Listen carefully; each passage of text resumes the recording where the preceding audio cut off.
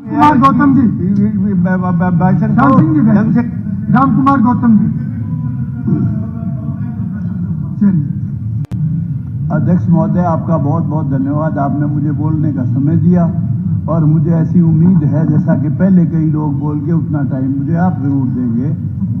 अध्यक्ष महोदय, मैंने जब पार्टी ज्वाइन की, बीजेपी दिन में ज्वाइन की थी, उसी दिन मैंने घोषणा की थी कि 50 सीट मिनिमम बीजेपी की आएंगी और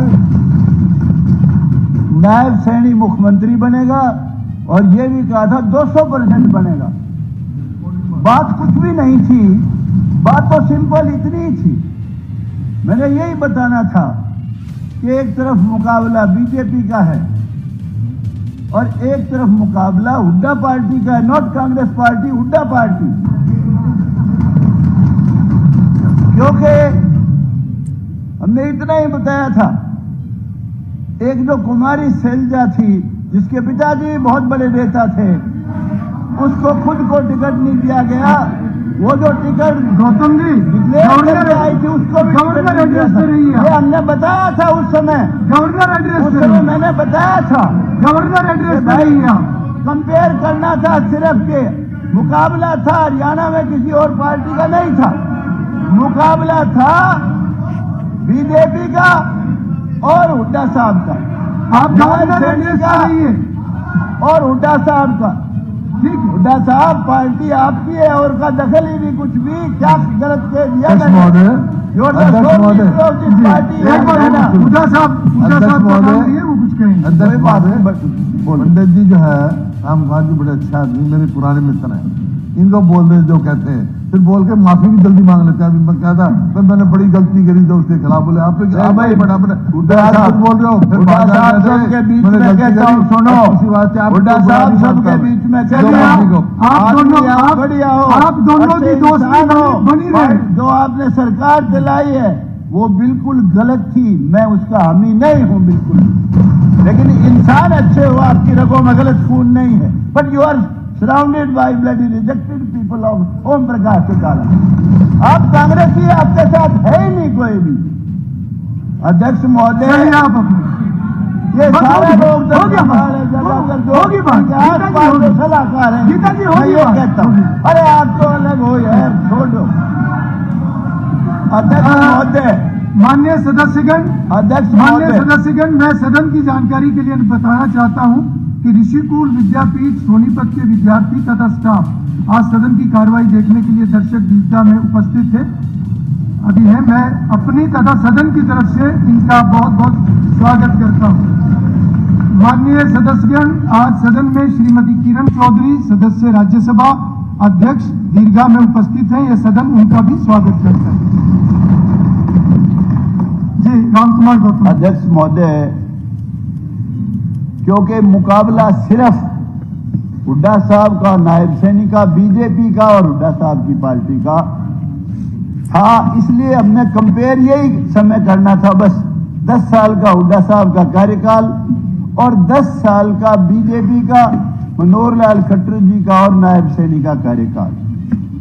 इतनी सी बात थी, वो मुझे पता था कि भाई हम हर गांव में जा जाके पूछते थे, भाई तेरे गांव में कितने छोरे लगे 10 साल में? हुड्डा साहब के राज में एक भी नहीं।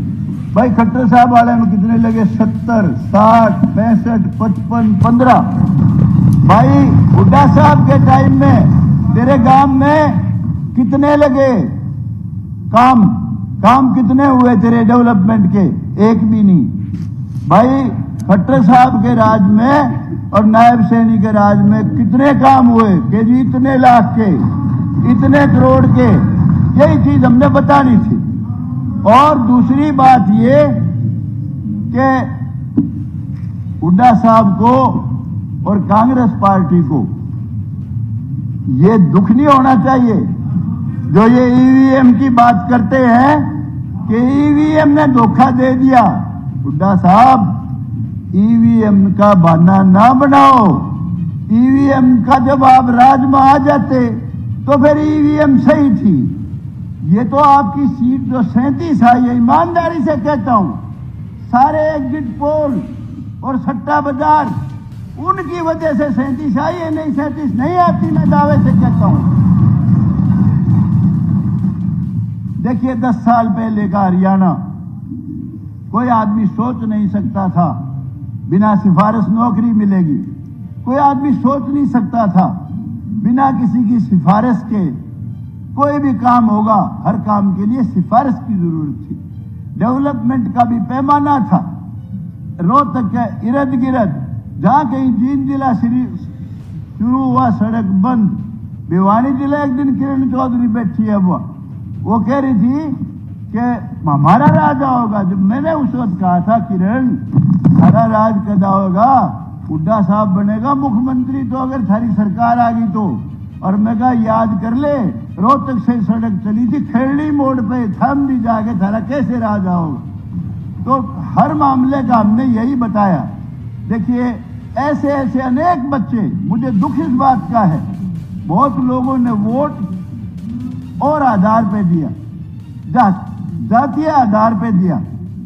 सबसे ज्यादा बच्चे हमारे जाट समाज के लगे इस सरकार में, मैं दावे से कहता हूं। और बड़ी बड़ी पोस्टों पे, बड़ी बड़ी सारी पोस्टों पे मेजोरिटी बच्चे जाटों के लगे। इसलिए नहीं कि उनकी सिफारिश की काबिल बच्चे थे, मेहनत कर रखी थी, मेरिट में आते थे। और जो हमारे चमार भाई, अब वो ये बुकल बहुत बोल रही थी, गीता बुकल, मैं इससे प्यार करता हूं, नफरत नहीं करता, अच्छी लड़की है, काबिल भी है, ये भी मानता हूं। 80% बच्चे चमारों के लगे खट्टर साहब के राज में। और ये जो AB बनवाई है आप लोगों ने ही बनवाई है। अरे इतनी घृणा क्यों करते हो बीजेपी से? नरेंद्र मोदी और बीजेपी से पहले हिंदुस्तान का बेड़ा गर्क था। हमारे देश के बहुत पावरफुल प्राइम मिनिस्टर, बहुत ही काबिल prime minister doctor Manmohan Singh, वो अमेरिका में गए थे। और अमेरिका में गए थे तो उनकी बड़ी भारी बेइज्जती की एयरपोर्ट पे। यहां तक कहते हैं, पता नहीं, कहते इंसल्ट इतनी की कि पगड़ी तक उतरवा ली। ये बहुत शर्म की बात थी, उनकी नहीं पगड़ी उतरवाई, वो पगड़ी इस देश की उतरवाई थी।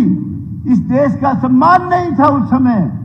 नरेंद्र मोदी का मुकाबला क्या करोगे? अब क्या कहता है राजीव गांधी?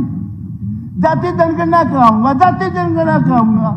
एक ने पूछा, और राहुल गांधी, सॉरी राहुल गांधी, अरे तू जाति जनगणना कराओगा? एक वो अनुराग ठाकुर है, उसने वही पूछ लिया, बोला भाई तेरी जात तो बता। देखिए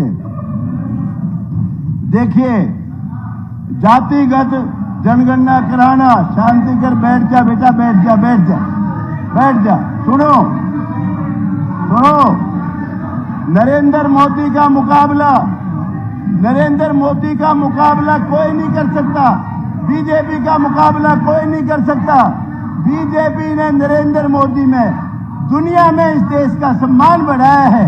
जो देश आपस में भी दुश्मन है, यूक्रेन है, रशिया है, उन्होंने भी वही सम्मान दिया जो यूक्रेन ने दिया, वही रशिया ने दिया। अमेरिका ने भी वही दिया जो रशिया ने दिया। दुनिया में देश को जना दिया। गौतम जी, आप कोई 370 राज्यपाल अभिभाषण तक रही और इस तरह के शब्दों को थोड़ा अवॉइड कीजिए आप। ठीक है, 370 धारा को, 370 धारा को निकल सकता था। निकल जाएगा। मोदी ने 1 मिनट नहीं लगाई, खून के कतरे बह जाएंगे, नालियां बह जाएंगी, खून की कतरा खून का भी नहीं गिरा। 370 धारा तोड़ के फेंक दी। राम मंदिर का निर्माण किया, जो हमारे लिए गौरव की बात है। सुबह उठते ही ताऊ राम राम, दादी राम राम, बेबे राम राम, रग रग में हमारे राम।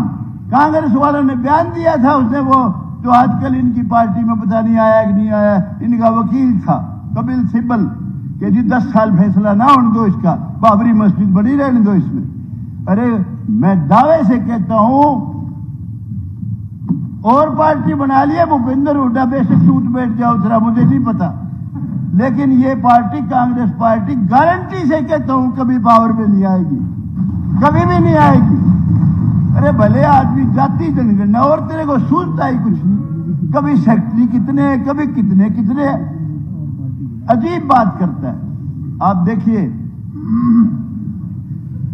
10 साल पहले बच्चे किलकी मारते फिरा करते, बसों में बदमाशी करते थे और लोग पूछते थे भाई तू पढ़ भी लिया करे, अरे तुमने के चिंता है, सर्टिफिकेट भी ले आवांगे और सिफारिश अपनी नाम लेते थे हमारे भाई का या किसी का भी, यूं कहते उस पर लगा लूंगा छोरा तो, और नहीं तो गठड़ी बांध रखी बहुत बड़ी वह लगा दूंगा सारी। मैं कहता हूं मनोहर लाल खट्टर ने, बीजेपी ने पहली बार यह एहसास कराया कि बच्चों को पढ़ाओ, जो बच्चे किलकी मारते फिरा करते कोचिंग सेंटर ज्वाइन करके और काबिलियत के आधार पे नौकरी की। 10 साल उससे पहले नहीं था, एक नया जमाना शुरू किया, अनेक काम ऐसे किए। ठीक है उनके खिलाफ एक एंटी इनकम्बेंसी बन गई थी जो टेक्निकल काम कर दिए सारे, और कुछ टेक्निकल काम को तो नायब सैनी जी आपने भी सुधारना पड़ेगा भाई। हालांकि आपने बहुत काम HKRN के उनकी पक्की कर दी नौकरी, अनेक काम है, बहुत लोगों ने ये वो गाए हैं ये, इसलिए मैं रिपीट नहीं करूंगा। लेकिन वो जो एंटी इनकम्बेंसी टेक्निकल थी और कुछ नहीं थी, पर काम उन्होंने बहुत अच्छे किए। उसके बाद नायब सैनी ने फिर सुधारा और भी सुधार कर दिया, और जो ये सरकार आई है ये बाकायदगी से इसको समर्थन मिला है 36 बरादरी का, सबका जब आई है। EVM का कोई रोड़ा नहीं है, गलतफहमी में मत रहो, अंदर से तो आप भी जानते हो क्या क्या कमी थी कि जिस वजह से आप नहीं आए हो। लेकिन मैं ये कहता हूं जिस दिन नायब सैनी को बनाया था चीफ मिनिस्टर, उसी दिन मैंने कहा था ये ट्रंप का पत्ता है, जीत का पत्ता है, 100% बीजेपी जीतेगी।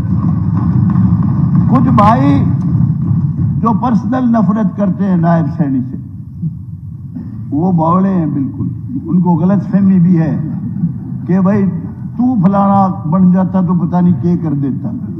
लेकिन मैं कहता हूं सही समय पे जो सही फैसला लिया पार्टी ने, ये गजब का फैसला था। अरे सैनी, SC, BC, ब्राह्मण 100% टिकट डिस्ट्रीब्यूशन गजब का, पंजाबी 100%, 80-85 हमारे जाट भाइयों को छोड़ के उनको तो ये था भाई हमारा भूपेंद्र हुड्डा बनना चाहिए। और जो भाई गौतम जी ये जाति अगर ये जाति बात का शब्द सॉरी ये इस्तेमाल नहीं होना चाहिए, तो सच्चा है, लेकिन नहीं ये नहीं होना चाहिए। देखिए ये कोई राजनीतिक सभा नहीं है, ये हम हाउस के अंदर बात कर रहे हैं। नहीं है बिल्कुल, हाउस का अपना एक डेकोरम होता है, बिल्कुल डेकोरम बनाऊंगा इसके ऊपर या बहुत सीनियर मेंबर है। ठीक है नहीं बिल्कुल ऑब्जेक्शनेबल है। ठीक है, डेकोरम बनाऊंगा भाई, डेकोरम बनाऊंगा, बिल्कुल ही ऑब्जेक्शनेबल है। अध्यक्ष महोदय आई एम आप सॉरी, कंक्लूड कीजिए, आप अध्यक्ष कंक्लूड महोदय, कीजिए। ये शब्द इसमें से अध्यक्ष निकलेगा, मैं महोदय, कंक्लूड करा रहा हूं। ये मेरे मैं निकाल conclude दे करा भाई, रहा हूं। उसमें से निकाल दे। अध्यक्ष हाँ। महोदय मैं सॉरी बोल दी, ठीक है, सॉरी बोल, ठीक है, तारीफ ये- भी कर देता हूँ यार कितनी, चलिए। फिर उसने भी तो देख लिया। अगर मैं कुछ बातें सरकार की नहीं ये पार्टी की तरफ से समय है, सरकार वो आप की- नहीं बताएंगे, मैं- नहीं ये आप नहीं बताएंगे। मैं ये कुछ पार्टी तय करेगी कि उसका कौन सा सदस्य कितना बोलेगा। आपकी कांग्रेस की तरफ से भी बहुत ऑनरेबल मेंबर 20 मिनट से ज्यादा बोल रहे हैं, इसलिए आप तय नहीं करेंगे और इस तरह का विषय बीच में कोई उठाए भी ना। ठीक है, ये सभी के लिए, ये सभी के लिए। मैं आप अध्यक्ष conclude कीजिए, please। महोदय कुछ चीजें सरकार की, मुख्यमंत्री जी की और मंत्रियों की उसमें लाना चाहता हूं संज्ञान में। एक तो हॉस्पिटल्स की कमी, हॉस्पिटल्स की भी कमी है, हॉस्पिटल में डॉक्टर्स की भी कमी।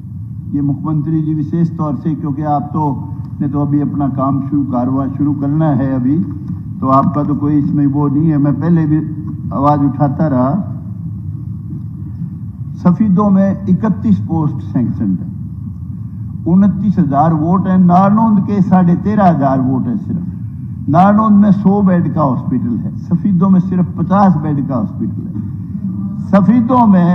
सफीदों में 31 पोस्ट सेक्शन है, जिसमें से 31 में से 18 खाली है, सिर्फ 13 भरी हुई है। और नारनौंद में 73 पोस्ट हैं सैंक्शन, सिर्फ 53 खाली हैं, 20 भरी हुई है। और नारनौंद सिविल हॉस्पिटल में 12 डॉक्टर हैं, 42 सैंक्शन पोस्ट है। और सफीदों में 7 सैंक्शनड है, मुआना में 7 सैंक्शनड है, सिर्फ 1 डॉक्टर है, सबसे बड़ा गांव है अपने जींद जिले का। इसी तरह काड़वा है, 1 डॉक्टर। नेट सेल में ये है कि 23 पोस्ट खाली है और 8 सिर्फ भरी हुई है। तो एक तो इस और विशेष ध्यान देना पड़ेगा। दूसरी बात, एक कॉलेज मंजूर किया हुआ है गर्ल्स का जामनी में, और उसकी बजट कहीं और ले गए। वो क्लास तो लगती हैं, लेकिन सीनियर सेकेंडरी स्कूल आप कंक्लूड कीजिए, आपका समय पूरा हो गया, लिख के दे देना, वो सब रिकॉर्ड में। 1 सेकंड की बस, जल्दी करूंगा, कोई बात अभी जल्दी घंटी ना बजाइयो, 1 मिनट और लगे, कोई बात। तो इसमें यह है कि एक तो ये वो जामनी का जो कॉलेज है, उसकी स्कूल में क्लास लगती है लड़कियों की, वो पिल्लू खेड़ा में, तो वो 8 एकड़ जमीन बाकायदा सरकार के नाम है, वो कॉलेज जरूर बनवाना। और एक ये जो नारनौंद में 50 गांव को दिक्कत है, 25 गांव नारनौंद से उधर 12 की तरफ और 25 गांव खांडा और पेटवाड़ की तरफ। पहले भी मैं अनेक बार आवाज उठाई, मंजूर कर दी थी पहले खट्टर साहब ने, लेकिन बाद में वो बनाई। बहुत ही जरूरी है, नारनौंद क्रॉस करते हैं जब कई घंटे कई बार जाम लग जाता है, इसको आप अपनी फर्स्ट प्रायोरिटी पे लो, ये मेरा आपसे आग्रह है। और मेरा एक और सुझाव है आपको, 1 सेकंड जी, बड़ी कीमती बातें कह रहे हैं, समय आप लिख, कोई बात नहीं, 1 सेकंड, आज खुला समय मिला, एक आज पार्टी की तरफ से भी मिला है, मुझे जो यार अन्ना उस हिसाब से आया रिटर्न में, मैंने भी पूरा समय। 1 मिनट सिर्फ, कोई बात। एक जो है, जितने भी सब डिवीजन बने हुए हैं, नारनौंद भी उनमें एक है, सिविल कोर्ट नहीं है। 1.25 एकड़ जमीन हमने कहा था जी ट्रांसफर कर दो, टूटी फूटी जगह पड़ी है एक इलेक्ट्रिसिटी बोर्ड की, खट्टर साहब वहां भर के आए थे, किया नहीं। तो ये भी ध्यान करके सिविल कोर्ट भी वहां बनवाने का कष्ट करें। और दूसरी बात ये कि ये जो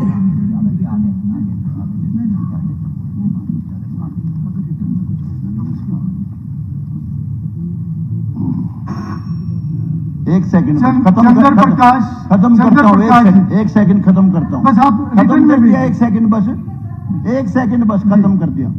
खेड़ा खेमावती में दोनों तरफ तालाब है, बड़ा खतरनाक, इसमें समय बहुत जाएगा, इतना सब रिकॉर्ड में आएगा, इतना ही बस 1 सेकंड। वो दोनों के दोनों जो है तरफ कई लोग भी मर लिए, वहां पानी बहुत खतरनाक पानी है, खेड़ा खेमावती के दोनों सड़क के तरफ, उसकी तरफ विशेष ध्यान दिया जाए।